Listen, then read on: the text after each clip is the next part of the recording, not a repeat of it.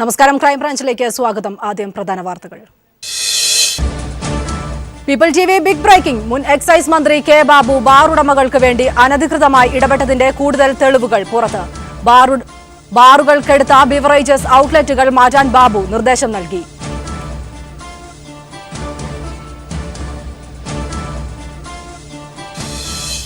കർണാടകയിൽ ദളിത് പെൺകുട്ടിയെ റാഗ് ചെയ്ത കേസിൽ ഗുൽബർഗ പോലീസ് 5 വിദ്യാർത്ഥിനികൾക്കെതിരെ വധശ്രമത്തിന് കേസെടുത്തു.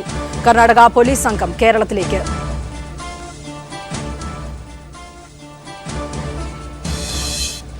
ജിഷ കൊലക്കേസിൽ പ്രതി ആമിറുൽ ഇസ്ലാമിന്റെ സഹോദരൻ ബഹ്റുൽ ഇസ്ലാമിനെ പോലീസ് ചോദ്യം ചെയ്തു. അമീറിനെ തെളിവെടുപ്പിനായി നാളെ പെരുമ്പാവൂരിലെത്തിച്ചേക്കും. സോളാർ കമ്മീഷനിൽ തുടർച്ചയായി ഹാജരാക്കാത്തതിന് സരിതയ്ക്ക് കമ്മീഷന്റെ അറസ്റ്റ് വാറന്റ്. ഈ മാസം 27-നകം സരിതയെ അറസ്റ്റ് ചെയ്ത് ഹാജരാക്കാൻ കമ്മീഷന്റെ നിർദ്ദേശം.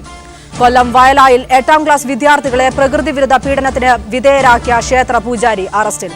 കരുനാഗപ്പള്ളി സ്വദേശി മണിലാലാണ് അറസ്റ്റിലായത്.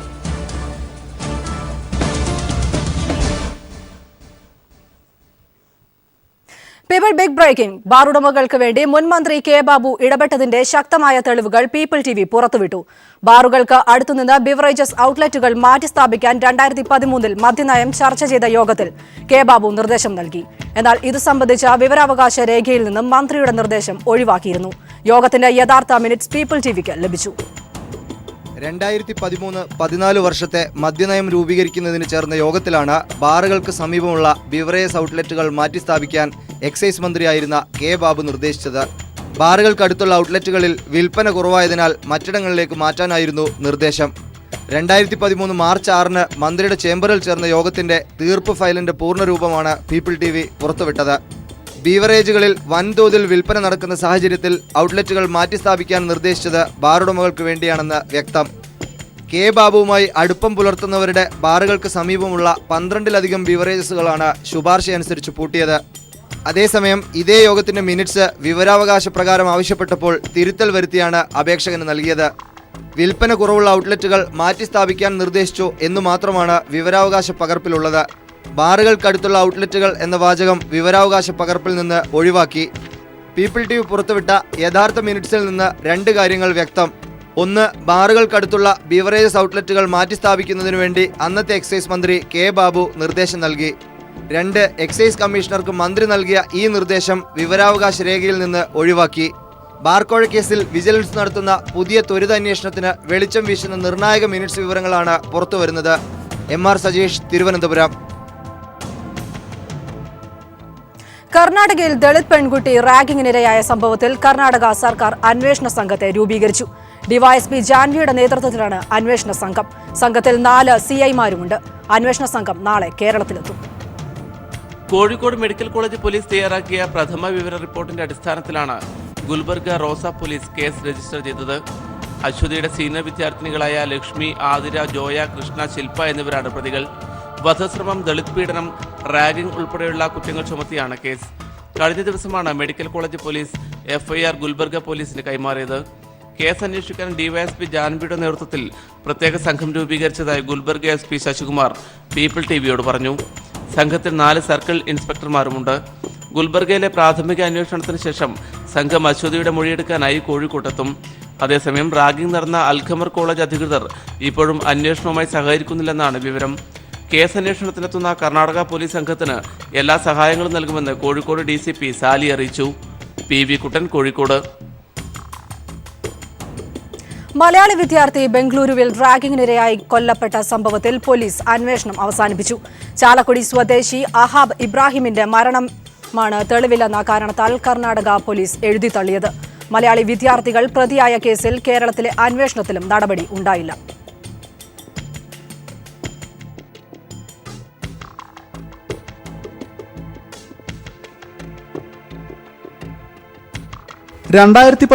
മാർച്ച് 10-നാണ് ബംഗളൂരു ആചാര്യ ഇൻസ്റ്റിറ്റ്യൂട്ട് ഓഫ് പോളിടെക്നിക്കിലെ 2ാം സെമസ്റ്റർ ആർക്കിടെക്ചർ വിദ്യാർത്ഥിയും ചാലക്കുടി സ്വദേശിയുമായ അഹാബ് ഇബ്രാഹിം കൊല്ലപ്പെട്ടത്. കോളേജിലെ റാഗിങ്ങിനെതിരെ പരാതി നൽകിയതിൽ പ്രകോപിതരായ മലയാളി സീനിയർ വിദ്യാർത്ഥികളാണ് സംഭവത്തിന് പിന്നിലെന്ന മൊഴിയിൽ ലഭിച്ചിരുന്നു. കർണാടക പോലീസ് കേസ് രജിസ്റ്റർ ചെയ്ത് അന്വേഷണം ആരംഭിച്ചെങ്കിലും തെളിവില്ലെന്ന കാരണം പറഞ്ഞ കേസ് അവസാനിപ്പിക്കുകയായിരുന്നു. ദൃക്സാക്ഷിമൊഴികൾ പോലും അവഗണിച്ച പോലീസ് നടപടി സംശയകരമാണെന്ന് അഹാബിന്റെ പിതാവ് സെയ്ദ് ഇബ്രാഹിം പറയുന്നു. കർണാടകത്തിലെ ഒരുപാട് പോലീസുകാർ ഇതിന് കൈക്കൂലി വാങ്ങിച്ചിട്ടുണ്ടെന്ന് ആ പോലീസുകാരൻ എൻ്റെ അടുത്ത് സൂചിപ്പിച്ചത്. നിങ്ങൾ ഈ കേസായിട്ട് ഇങ്ങനെ പോയി കഴിഞ്ഞാൽ അതൊന്നും നടക്കുന്നില്ല എന്ന് അന്ന് ഒരു വർഷം മുമ്പ് ആ പോലീസുകാരൻ എൻ്റെ അടുത്ത് ഇങ്ങനെ പറഞ്ഞു സൂചിപ്പിച്ചിരുന്നു. മലയാളി വിദ്യാർത്ഥികൾ പ്രതികളായ സംഭവത്തിൽ എറണാകുളം സൗത്ത് പോലീസ് രജിസ്റ്റർ ചെയ്ത കേസും നിലച്ചിരിക്കുകയാണ്. മലയാളി വിദ്യാർത്ഥികൾ വ്യാപകമായി റാഗിങ്ങിന് ഇരയാകുമ്പോഴും മുൻകാല സംഭവങ്ങളിൽ നിയമപാലകർ ജാഗ്രത പുലർത്തുന്നില്ല. News bureau, Thrissur. ജിഷ വധക്കേസ് പ്രതി ആമിറുൽ ഇസ്ലാമിന്റെ സഹോദരൻ ബഹറുൽ ഇസ്ലാമിനെ പോലീസ് ചോദ്യം ചെയ്തു. ആമിറുളിന്റെ ക്രിമിനൽ സ്വഭാവ രീതികൾ മനസ്സിലാക്കുന്നതിനായിരുന്നു ചോദ്യം ചെയ്യൽ. അതേസമയം ആമിറുളിനെ ചോദ്യം ചെയ്യുന്നത് തുടരുകയാണ്. ADGP ബി സന്ധ്യയുടെ നേതൃത്വത്തിലാണ് ചോദ്യം ചെയ്യൽ. 11:40 അമീറുളിന്റെ സഹോദരൻ ബഹറുൽ ഇസ്ലാമിനെ ചോദ്യം ചെയ്യാനായി ആലുവ പോലീസ് ക്ലബിൽ എത്തിച്ചത്. അമീറിനൊപ്പം ഇരുത്തിയാണ് ബഹറുലിനെ ചോദ്യം ചെയ്തത്. അമീറുളിന്റെ ക്രിമിനൽ സ്വഭാവവും ലൈംഗിക വൈകൃതം സംബന്ധിച്ചും ബഹറുൽ പോലീസിന് മൊഴി നൽകി. ജിഷ വധക്കേസിൽ ഇയാൾക്ക് എന്തെങ്കിലും പങ്കുണ്ടോ എന്നറിയുന്നതിനും അമീറുളിന് ഏതെങ്കിലും തരത്തിലുള്ള സഹായം ഇയാൾ ചെയ്തു കൊടുത്തിട്ടുണ്ടോ എന്നറിയുന്നതിനും നേരത്തെ ബഹറുലിനെ പോലീസ് ചോദ്യം ചെയ്തിരുന്നു. ഇതിൽ നിന്ന് ജിഷ വധക്കേസിൽ ഇയാൾക്ക് പങ്കില്ല എന്ന് പോലീസിന് വ്യക്തമായിട്ടുണ്ട്. അതേസമയം ADGP ബി സന്ധ്യ ഉച്ചയോടെ ആലുവ പോലീസ് ക്ലബിലെത്തി. ADGPയുടെ നേതൃത്വത്തിൽ അമീറുളിനെ വിശദമായി ചോദ്യം ചെയ്തു വരികയാണ്. ദ്വിഭാഷിയുടെ സഹായത്താലാണ് ചോദ്യം ചെയ്യൽ. കൊലയ്ക്കുപയോഗിച്ച ആയുധവും ആ സമയത്ത് ധരിച്ചിരുന്ന വസ്ത്രവും എവിടെയാണെന്നത് സംബന്ധിച്ച് ഇന്ന് രാത്രിയോടെ വ്യക്തത വരുമെന്നാണ് പോലീസിന്റെ പ്രതീക്ഷ. ചോദ്യം ചെയ്യൽ പൂർത്തിയാക്കി നാളെ ഇയാളെ പെരുമ്പാവൂരിലെത്തിച്ച് തെളിവെടുപ്പ് നടത്തുമെന്നാണ് സൂചന. ജിഷയുടെ അമ്മ രാജേശ്വരിയെ പോലീസ് ചോദ്യം ചെയ്തേക്കും. DNA പരിശോധനാ ഫലവും പ്രതിയെ മുഖ്യസാക്ഷി തിരിച്ചറിഞ്ഞതടക്കമുള്ള ശാസ്ത്രീയ തെളിവുകൾ ലഭ്യമായ സാഹചര്യത്തിൽ 1 മാസത്തിനകം കുറ്റപത്രം നൽകാനാണ് പോലീസിന്റെ തീരുമാനം. KM ഉമേഷ്, കൊച്ചി. കർണാടകയിൽ റാഗിങ്ങിനിരയായ മലയാളി വിദ്യാർത്ഥിനി അശ്വതിയുടെ കേസ് നടത്തിപ്പിനാവശ്യമായ നിയമസഹായങ്ങൾ ജനാധിപത്യ മഹിളാ അസോസിയേഷൻ നൽകും. കോഴിക്കോട് മെഡിക്കൽ കോളേജ് ആശുപത്രിയിൽ ചികിത്സയിൽ കഴിയുന്ന പെൺകുട്ടിയെ മഹിളാ അസോസിയേഷൻ സംസ്ഥാന secretary P Sathidevi, Rajya Sabha MP K Somaprasad, പുരുഷൻ കടലുണ്ടി MLA, വനിതാ കമ്മീഷൻ അംഗം നൂർബീന റഷീദ് തുടങ്ങിയവർ സന്ദർശിച്ചു. റാഗിങ്ങിനിരയായ പെൺകുട്ടിയെ കോഴിക്കോട് മെഡിക്കൽ കോളേജ് ആശുപത്രിയിൽ സന്ദർശിച്ച ശേഷമാണ് ജനാധിപത്യ മഹിളാ അസോസിയേഷൻ പൂർണ്ണ നിയമസഹായം വാഗ്ദാനം ചെയ്തത്. മഹിളാ അസോസിയേഷൻ സംസ്ഥാന കമ്മിറ്റി കീഴിൽ പ്രവർത്തിക്കുന്ന Sushila Gopalan legal advisory committee case ഏറ്റെടുത്ത് നിയമസഹായങ്ങൾ നൽകും. ഇതിനായി ലീഗൽ അഡ്വൈസറി കമ്മിറ്റിയുടെ നേതൃത്വത്തിലുള്ള സംഘം ഉടൻ കർണാടകയിലേക്ക് പോകുമെന്ന് സംസ്ഥാന സെക്രട്ടറി പി സതീദേവി പറഞ്ഞു. ഈ അശ്വതിയുടെ കേസ് നടത്തിപ്പുമായിട്ട് ബന്ധപ്പെട്ടുകൊണ്ടുള്ള മുഴുവൻ കാര്യങ്ങളും അത് കർണാടകത്തിൽ ചെന്നുകൊണ്ട് തന്നെ ആ കേസ് നടത്തിപ്പിന് ആവശ്യമായിട്ടുള്ള മുഴുവൻ കാര്യങ്ങളും ഞങ്ങൾ ഏറ്റെടുക്കും എന്നുള്ളതാണ്. സംഭവത്തിൽ കേന്ദ്ര സംസ്ഥാന SC/ST കമ്മീഷൻ അടിയന്തരമായി ഇടപെടണമെന്ന് അശ്വതിയെ സന്ദർശിച്ച ശേഷം കെ സോമപ്രസാദ് MP പറഞ്ഞു. SC/ST കമ്മീഷനുകൾ വാർത്താ പ്രാധാന്യമുള്ള രാഷ്ട്രീയ താൽപര്യമുള്ള കാര്യങ്ങളിൽ മാത്രമാണ് ഇടപെടുന്നതെന്നും സോമപ്രസാദ് പറഞ്ഞു. അവർക്ക് വാർത്താ പ്രാധാന്യം കിട്ടുന്ന ചില പ്രശ്നങ്ങളും രാഷ്ട്രീയമായി അവർക്ക് താല്പര്യമുള്ള ചില പ്രശ്നങ്ങളിൽ മാത്രമേ അവരിടപെടുന്നുള്ളൂ. ഈ പ്രശ്നത്തിൽ SC/ST കമ്മീഷൻ, കേന്ദ്ര SC/ST കമ്മീഷൻ ശക്തമായിട്ട് ഇടപെടേണ്ടതാണ്. റാഗിംഗ് വിവരം മറച്ചുവെച്ച കോളേജ് അധികൃതർക്കെതിരെ നിയമ നടപടിയെടുക്കണമെന്നും കർണാടകയിലെ വനിതാ കമ്മീഷനെയും ഉന്നത പോലീസ് ഉദ്യോഗസ്ഥരെയും ബന്ധപ്പെട്ടിട്ടുണ്ടെന്നും വനിതാ കമ്മീഷൻ അംഗം നൂർബിന റഷീദ് പറഞ്ഞു. പോലീസുമായി ബന്ധപ്പെട്ടു സ്പെഷ്യൽ മെസ്സഞ്ചർ പ്രകാരം കർണാടകയിലെ കൺസേൺ പോലീസിന് അയച്ചു കൊടുത്തിട്ടുണ്ട്. കമ്മീഷൻ അവിടുത്തെ കർണാടക ചെയർപേഴ്സണുമായി ബന്ധപ്പെട്ടു അവരോട് ഈ വിഷയം കാര്യമായി എടുത്തുകൊണ്ട് ഇതിന്റെ ഇൻവെസ്റ്റിഗേഷൻ മോണിറ്റർ ചെയ്യണമെന്നുള്ളതും ഞങ്ങൾ വാക്കാൽ പറഞ്ഞു കഴിഞ്ഞു. അന്നനാളത്തിൽ പൊള്ളലേറ്റതിനാൽ വിദ്യാർത്ഥിനിക്ക് ശസ്ത്രക്രിയ ആവശ്യമാണോ എന്ന കാര്യത്തിൽ ഇനിയും തീരുമാനമെടുത്തിട്ടില്ല. വിദ്യാർത്ഥിനിയെ വിദഗ്ധ പരിശോധനയ്ക്ക് വിധേയമാക്കിയ ശേഷം മാത്രമേ മറ്റേതെങ്കിലും ആശുപത്രിയിലേക്ക് മാറ്റുന്നതുൾപ്പെടെയുള്ള കാര്യങ്ങളിൽ തീരുമാനമെടുക്കൂ. News bureau, Kozhikode. Kottayam medical കോളേജിൽ പ്രസവത്തെ തുടർന്ന് അമ്മയും നവജാത ശിശുക്കളും മരിച്ചു. ചികിത്സാ പിഴവെന്ന ബന്ധുക്കളുടെ ആരോപണം. ഇതിന്റെ കൂടുതൽ വിവരങ്ങളുമായി TP പ്രശാന്ത് ചേർന്നു. പ്രശാന്ത്, എപ്പോഴായിരുന്നു സംഭവം? ആശുപത്രി അധികൃതരുടെ വിശദീകരണം എന്താണ് ഇത് സംബന്ധിച്ച്? മരിയ ചങ്ങനാശ്ശേരി മാമൂട് സ്വദേശി ജേക്കബ് ജോണിന്റെ ഭാര്യ ജ്യോതിയും ഇവർ പ്രസവിച്ച 2 കുട്ടികളുമാണ് മരിച്ചത്. ഒറ്റ പ്രസവത്തിൽ ജ്യോതിക്ക് 3 കുട്ടികളാണ് ജനിച്ചത്. ഈ മാസം 7-ാം തീയതിയായിരുന്നു പ്രസവത്തിനായി ചങ്ങനാശ്ശേരി മാമൂട് സ്വദേശിയായിട്ടുള്ള ജ്യോതിയെ കോട്ടയം മെഡിക്കൽ കോളേജിൽ പ്രവേശിപ്പിച്ചത്. 10-ാം തീയതിയോടെ ജ്യോതിയുടെ ആരോഗ്യനില വളരെ മോശമായി. എന്നാൽ 14-ാം തീയതി രാവിലെയോടെയാണ് ജ്യോതിയെ സിസേറിയന് വിധേയമാക്കുന്നത്. ഇവർക്ക് ജനിച്ച 3 കുട്ടികളിൽ ഒരാൾ പ്രസവത്തിൽ തന്നെ മരിച്ചു. 2 ദിവസത്തിന് ശേഷം രണ്ടാമത്തെ കുട്ടിയും മരിച്ചു. ആരോഗ്യനില മോശമായതോടെ വ്യാഴാഴ്ച ജ്യോതിയും മരണത്തിന് കീഴടങ്ങുകയായിരുന്നു. ഭാര്യയുടെയും കുട്ടികളുടെയും മരണം മെഡിക്കൽ കോളേജ് അധികൃതരുടെ അനാസ്ഥയാണെന്നുള്ള ഒരു ആരോപണവുമായി ഭർത്താവ് ജേക്കബ് ജോണും ബന്ധുക്കളും രംഗത്തെത്തിയിരുന്നു. ഇവർ ജ്യോതിയുടെ ഭർത്താവും ബന്ധുക്കളും മെഡിക്കൽ കോളേജ് അധികൃതർക്കെതിരെ ഗാന്ധിനഗർ പോലീസ് സ്റ്റേഷനിൽ ഇപ്പോൾ പരാതി നൽകിയിട്ടുണ്ട്. ഇവരുടെ പരാതിയിൽ ഗാന്ധിനഗർ പോലീസ് കേസെടുത്തതായിട്ടാണ് നമ്മളെ അറിയിച്ചിരിക്കുന്നത്. ഒപ്പം മോർച്ചറിയിൽ സൂക്ഷിച്ചിരിക്കുന്ന ജ്യോതിയുടെ മൃതദേഹം നാളെ ബന്ധുക്കൾക്ക് വിട്ടു നൽകും.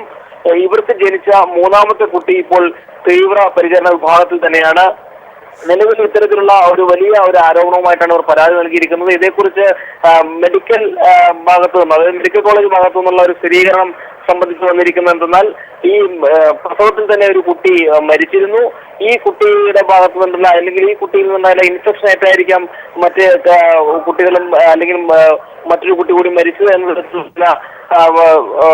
വെളിപ്പെടുത്തലല്ല അല്ലെങ്കിൽ ചില കാര്യങ്ങളെല്ലാം തന്നെ മെഡിക്കൽ കോളേജ് അധികൃതർ ഔദ്യോഗികമല്ലെങ്കിൽ തന്നെയും ചില കാര്യങ്ങൾ വെളിപ്പെടുത്തിയിട്ടുണ്ട്. മരിയ. കോട്ടയത്ത് നിന്നും ടി പി പ്രശാന്താണ് വിവരങ്ങൾ നൽകിയത്. മറ്റു വാർത്തയിലേക്ക്. പീപ്പിൾ എക്സ്ക്ലൂസീവ് മുൻ sports council president Anju Bobby ജോർജിന് തലസ്ഥാനത്ത് താമസത്തിനായി കൌൺസിൽ ചെലവഴിച്ചത് 10,000. 25,000 രൂപ വാടകയുള്ള വീട്ടിൽ അഞ്ജു താമസിച്ചതാകട്ടെ ഒരു തവണ മാത്രം. പിന്നീട് താമസിച്ചതെല്ലാം പഞ്ചനക്ഷത്ര ഹോട്ടലുകളിലും.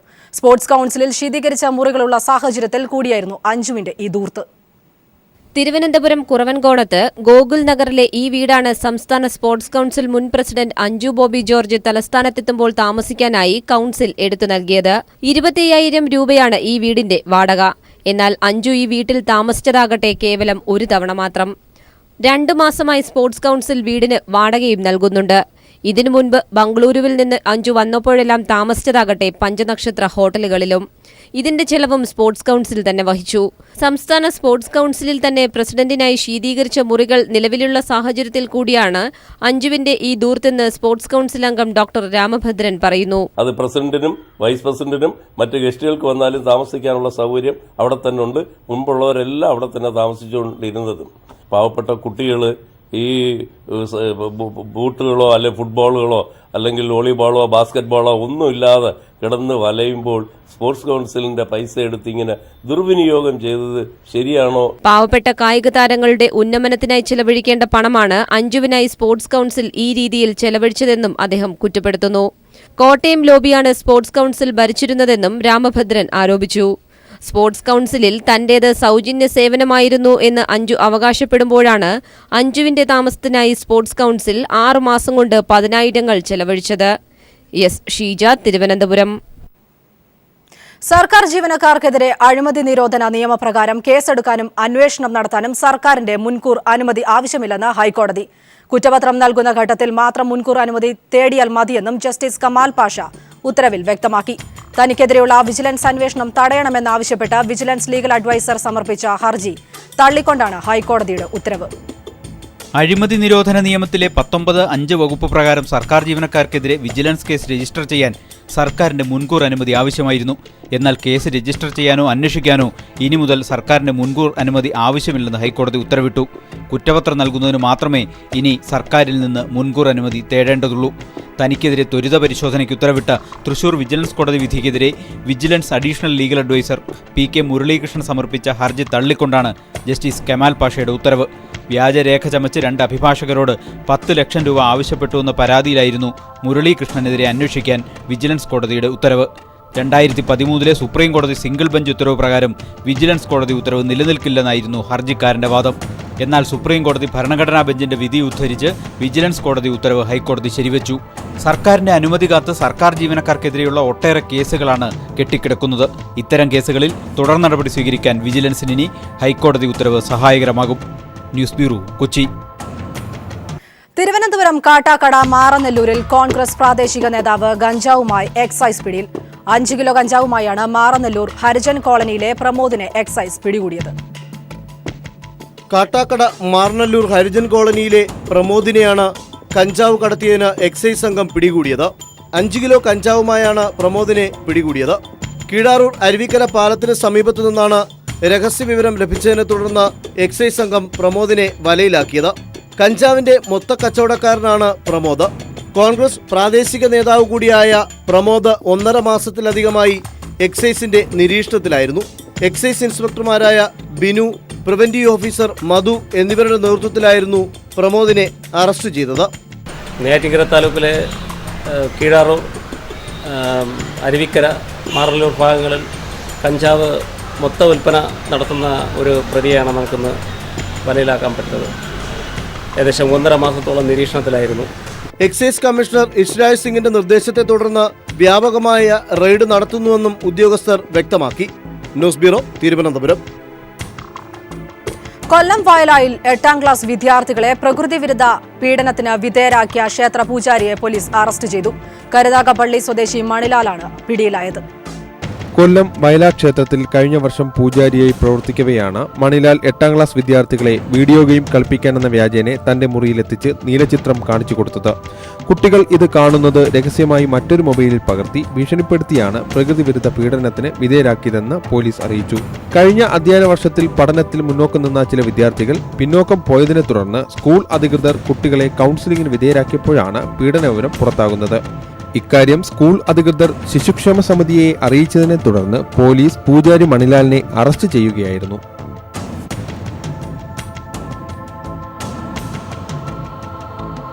ജയിലിൽ കഴിയുന്ന ആൾ ദൈവം ആശാറാം ബാപ്പു 2300 കോടി അനധികൃത വരുമാനമുണ്ടാക്കിയതായി ആദായ നികുതി വകുപ്പ് അന്വേഷണത്തിൽ കണ്ടെത്തി. കണ്ടെത്തലിന്റെ അടിസ്ഥാനത്തിൽ ആശാറാമിന്റെ കീഴിലുള്ള ട്രസ്റ്റിന് നികുതി ഇളവ് നൽകുന്നത് നിർത്തലാക്കണമെന്ന് വകുപ്പ് നിർദ്ദേശിച്ചു. ആശാറാമും അടുത്ത അനുയായികളും വൻതോതിൽ റിയൽ എസ്റ്റേറ്റ്, മ്യൂച്വൽ ഫണ്ട്, ഓഹരി, കിസാൻ വികാസ് പത്ര തുടങ്ങിയ മേഖലകളിൽ ബിനാമി നിക്ഷേപങ്ങൾ നടത്തിയതായും കണ്ടെത്തിയിട്ടുണ്ട്. കൊൽക്കത്ത കേന്ദ്രീകരിച്ച് പ്രവർത്തിക്കുന്ന 7 കമ്പനികളിലൂടെയാണ് ഇത്രയും വലിയ നിക്ഷേപങ്ങൾ നടത്തിയത്. ഈ കമ്പനികളെല്ലാം ആശാറാം ബാപ്പുവിന്റെ കീഴിലുള്ളതും അനുയായികൾ നിയന്ത്രിക്കുന്നതുമാണ്. അനുയായികളെ ഉപയോഗപ്പെടുത്തി വ്യക്തികൾക്കും സ്ഥാപനങ്ങൾക്കും പണം നൽകുന്ന പദ്ധതി നടപ്പാക്കുന്നതായും ഇതിലൂടെ വൻ വരുമാനം നേടുന്നതായും ആദായ നികുതി വകുപ്പിന്റെ അന്വേഷണ റിപ്പോർട്ടിലുണ്ട്. വൻ കെട്ടിട നിർമ്മാതാക്കളടക്കം 1 മുതൽ 2 വരെ മാസാന്ത പലിശ നിരക്കിൽ ഈ പദ്ധതിയിൽ നിന്ന് കടമെടുത്തിട്ടുണ്ട്. ആയിരക്കണക്കിന് ആളുകൾക്കായി 1990 മുതൽ 3800 കോടി രൂപ ഈ പദ്ധതിയിൽ നിന്ന് പലിശയ്ക്ക് കടം നൽകിയതായി ആദായ നികുതി വകുപ്പ് വൃത്തങ്ങൾ പറഞ്ഞു. അന്വേഷണ റിപ്പോർട്ട് പരിശോധിച്ച് ആദായ നികുതി വകുപ്പ് ആകെയുള്ള നികുതി ബാധ്യതകൾ കണക്കാക്കും. രാജ്യത്തെ 11 നഗരങ്ങളിൽ ആശാറാമിന്റെയും അനുയായികളുടെയും അധീനതയിലുള്ള 71 കേന്ദ്രങ്ങളിൽ അന്വേഷണത്തിന്റെ ഭാഗമായി റെയ്ഡ് നടന്നിരുന്നു. ഇതിൽ പിടിച്ചെടുത്ത 22,000 രേഖകളും 3 GB ഡാറ്റകളും പരിശോധിച്ചാണ് ആദായ നികുതി വകുപ്പ് റിപ്പോർട്ട് തയ്യാറാക്കിയത്. അതേസമയം ആദായ നികുതി വകുപ്പിന്റെ കണ്ടെത്തലുകൾ ആശാറാം ബാപ്പുവിന്റെയും അദ്ദേഹത്തിന്റെ ആശ്രമത്തിനുമെതിരെയുള്ള ഗൂഢാലോചനയാണെന്നാണ് അദ്ദേഹത്തിന്റെ അടുത്ത വൃത്തങ്ങൾ മാധ്യമങ്ങളോട് പറഞ്ഞത്.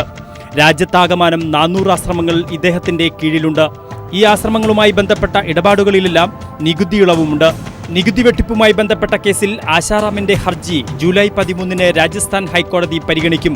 രാജസ്ഥാനിലെ ജോധ്പൂരിലെ ആശ്രമത്തിൽ വെച്ച് 16 വയസ്സുള്ള പെൺകുട്ടിയെ പീഡിപ്പിച്ച കേസിൽ ആശാറാം ഇപ്പോൾ ജയിൽ ശിക്ഷ അനുഭവിക്കുകയാണ്. News desk. ബീഹാറിൽ 21-കാരിയെ തോക്കുമുനയിൽ നിർത്തി ക്രൂരമായി പീഡനത്തിനിരയാക്കി. ബീഹാറിലെ മോതിഹാരി പ്രദേശത്താണ് യുവതി പീഡനത്തിനിരയായത്. ബീഹാറിലെ മുതിഹാരി പ്രദേശത്താണ് 21 വയസ്സ് പ്രായമുള്ള യുവതിയെ പീഡിപ്പിച്ചത്. പ്രതി ഇതിനു മുമ്പും യുവതിയെ പീഡിപ്പിച്ചിട്ടുണ്ട് എന്ന് യുവതി പോലീസിനോട് പറഞ്ഞു. ഈ ദൃശ്യങ്ങൾ ഇയാൾ ഫോണിൽ പകർത്തുകയും യുവതിയെ ബ്ലാക്ക്മെയിൽ ചെയ്യുകയുമായിരുന്നു. തുടർന്ന് കഴിഞ്ഞ ദിവസം ആക്രമിക്കാനെത്തിയ പ്രതിക്കെതിരെ യുവതി ബ്ലേഡ് ഉപയോഗിച്ച് പ്രത്യാക്രമണം നടത്തി. എന്നാൽ ഇതിൽ ക്ഷുഭിതനായ പ്രതി കയ്യിൽ കരുതിയിരുന്ന തോക്ക് ചൂണ്ടി യുവതിയെ ആക്രമിക്കുകയായിരുന്നു. ഇയാൾ യുവതിയുടെ ജനനേന്ദ്രിയത്തിൽ തോക്കിന്റെ അഗ്രഭാഗവും മരകഷ്ണവും കുത്തിയിറക്കുകയും ചെയ്തു. ഇതിനു പുറമെ യുവതിയെയും പിടിച്ചുമാറ്റാൻ എത്തിയ വീട്ടുകാരെയും ഇയാൾ മർദ്ദിച്ച് അവശരാക്കി കടന്നുകളഞ്ഞു. തുടർന്ന് ഇത് സംബന്ധിച്ച് പോലീസിൽ പരാതി നൽകിയെങ്കിലും കേസെടുത്ത് അന്വേഷണം നടത്താൻ പോലീസ് അധികൃതർ ഇതുവരെ തയ്യാറായില്ല. യുവതി ഇപ്പോൾ സമീപത്തെ ആശുപത്രിയിൽ ചികിത്സയിലാണ്. സോളാർ കമ്മീഷനിൽ തുടർച്ചയായി ഹാജരാകാത്തതിന് സരിതയ്ക്ക് കമ്മീഷൻ അറസ്റ്റ് വാറന്റ് പുറപ്പെടുവിച്ചു. ഈ മാസം 27-നകം സരിതയെ അറസ്റ്റ് ചെയ്ത് ഹാജരാക്കാൻ കമ്മീഷൻ പോലീസിന് നിർദ്ദേശം നൽകി. സരിതയോട് ഇന്ന് കമ്മീഷന് മുൻപാകെ ഹാജരാകാൻ കമ്മീഷൻ നിർദ്ദേശിച്ചിരുന്നു. എന്നാൽ ആരോഗ്യ കാരണങ്ങൾ ചൂണ്ടിക്കാട്ടി അവധി അപേക്ഷ നൽകുകയായിരുന്നു സരിത. കമ്മീഷന് മുന്നിൽ കൂടുതൽ തെളിവുകൾ ഹാജരാക്കാൻ സമയം നീട്ടി നൽകണമെന്ന് സരിത കഴിഞ്ഞ ദിവസം സോളാർ കമ്മീഷനോട് രേഖാമൂലം ആവശ്യപ്പെട്ടിരുന്നു. എന്നാൽ അപേക്ഷ തള്ളിയ ജസ്റ്റിസ് ജി ശിവരാജൻ തെളിവുകൾ ഉണ്ടെങ്കിൽ ഉടൻ ഹാജരാക്കണമെന്നും ക്രോസ് വിസ്താരത്തിന് ഇന്ന് തന്നെ ഹാജരാകണമെന്നും നിർദ്ദേശിച്ചിരുന്നു. എന്നാൽ ഇന്നും സരിത ഹാജരായില്ല. പകരം അഭിഭാഷകൻ CD ജോണി മുഖേന അവധി അപേക്ഷ നൽകുകയായിരുന്നു. ആരോഗ്യപരമായ കാരണങ്ങളാൽ ഇന്ന് ഹാജരാകാനാവില്ലെന്നും 7 ദിവസത്തെ സാവകാശം വേണമെന്നുമായിരുന്നു അപേക്ഷ. അപേക്ഷ കമ്മീഷൻ തള്ളി. ഈ മാസം 27-നകം സരിതയെ അറസ്റ്റ് ചെയ്ത് ഹാജരാക്കാൻ കമ്മീഷൻ പോലീസിന് നിർദ്ദേശം നൽകി. കമ്മീഷന് മുന്നിൽ ഹാജരാകാതിരിക്കാൻ സരിത പറയുന്ന കാരണങ്ങൾ കളവാണെന്നും കമ്മീഷൻ വിമർശിച്ചു. തുടർച്ചയായി 4 തവണ ഹാജരാവാതിരുന്നതും സരിതയ്ക്കെതിരായ നടപടിക്ക് കാരണമായി. News bureau, Kochi. അടിയും കുത്തുമേറ്റ് 20 മിനിറ്റോളം യുവാവ് തെരുവിൽ കിടക്കുകയും ഒടുവിൽ മരിക്കുകയും ചെയ്തിട്ട് ആരും സഹായത്തിനായി തയ്യാറായില്ല. മനസാക്ഷിയെ മരവിപ്പിക്കുന്ന ഈ സംഭവം അരങ്ങേറിയത് കർണാടകയിലെ ജനത്തിരക്കേറിയ ഒരു തെരുവിലായിരുന്നു. ഇതോടെ ഇന്നത്തെ ക്രൈംബ്രാഞ്ച് അവസാനിക്കുന്നു. നമസ്കാരം. അടിയും കുത്തുമേറ്റ് യുവാവ് മരണത്തോട് മല്ലടിച്ച് 20 മിനിറ്റോളം തെരുവിൽ കിടന്നിട്ടും ആരും സഹായത്തിനായി തയ്യാറായില്ല. മനസാക്ഷിയെ മരവിപ്പിക്കുന്ന ഈ സംഭവം അരങ്ങേറിയത് കർണാടകയിലെ ജനത്തിരക്കേറിയ ഒരു തെരുവിലായിരുന്നു. യുവാവ് മരണത്തെ മുഖാമുഖം കാണുമ്പോഴും കാഴ്ചക്കാരായി നിൽക്കാനും രംഗം ക്യാമറയിൽ പകർത്താനുമായിരുന്നു ജനത്തിന് താൽപര്യം. ചൊവ്വാഴ്ച വൈകിട്ട് 4:30 ബാംഗ്ലൂരുവിൽ നിന്ന് 185 കിലോമീറ്റർ മാറി ഹാസനിലായിരുന്നു സംഭവം. സംഭവത്തിൽ ധനുഷ് എന്നയാളെ തിരിച്ചറിഞ്ഞു. ഇയാൾ ഹാസനിലെ ഒരു പോലീസ് ഉദ്യോഗസ്ഥനാണെന്നും റിപ്പോർട്ടുകളുണ്ട്. സംഭവത്തെ തുടർന്ന് 5 പേരെ പോലീസ് അറസ്റ്റ് ചെയ്തു. ഒരു പെൺകുട്ടിയെ നോക്കിയതുമായി ബന്ധപ്പെട്ട് 2 പേർ ധനുഷുമായി വഴക്കുകൂടി. ഇതിനിടയിൽ സഹായത്തിനായി ധനുഷ് സഹോദരനെ വിളിക്കുകയും ഇത് പിന്നീട് 2 ഗ്രൂപ്പായി ചേരിതിരിഞ്ഞുള്ള വഴക്കായി മാറുകയും ചെയ്തു. വഴക്കിനിടയിൽ ധനുഷിന്റെ സഹോദരൻ കുത്തേറ്റു വീണു. ഇതെല്ലാം കണ്ട് ബസ് സ്റ്റോപ്പിലുണ്ടായിരുന്നവർ ആരും അടുത്തില്ലെന്ന് മാത്രമല്ല, പലർക്കും രംഗം മൊബൈലിൽ പകർത്താനായിരുന്നു കൗതുകം. ഒടുവിൽ പോലീസെത്തി യുവാവിനെ ആശുപത്രിയിൽ എത്തിച്ചപ്പോഴേക്കും മരണത്തിന് കീഴടങ്ങിയിരുന്നു. News desk.